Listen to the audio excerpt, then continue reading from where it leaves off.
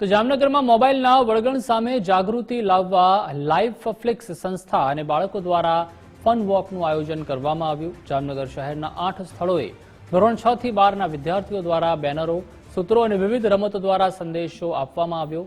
સતત મોબાઈલના ઉપયોગથી થતી સમસ્યા અંગે વર્ણન કરી તેના ઉકેલ વિશે પણ માહિતી આપવામાં આવી।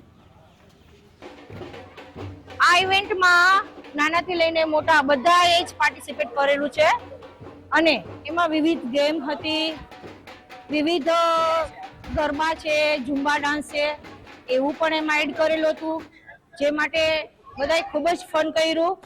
અને મારા મત મુજબ વીકલી કમસે કમ જે દિવસે આપણે સન્ડે છે, આપણો ઓફ ડે છે, એને એક સારો સમય આપીએ, એક ગોલ્ડન ટાઈમ આપીએ। એના માટેની આ ઇવેન્ટ બહુ જોરદાર હતી। આજે સ્ટુડન્ટ ગ્રુપમાં બહુ બધા એન્જોય કરેલું છે। આ ફ્લેક્સિકના જે કઈ ગ્રુપ મેમ્બરો છે એમનો પણ આજ ખૂબ ઘણો બધો સપોર્ટ રહ્યો, ખૂબ જ એનર્જેટિક હતા બધા। એની સાથે હું જોડાણી, મને પણ બહુ જ આનંદ આવ્યો।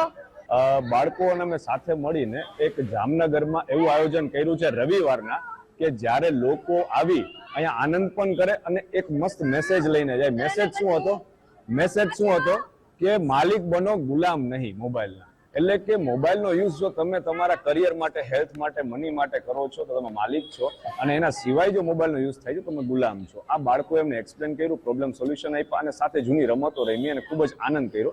અને 350 થી 400 લોકો અહીંયા આવ્યા અને આનો લાભ લીધો છે।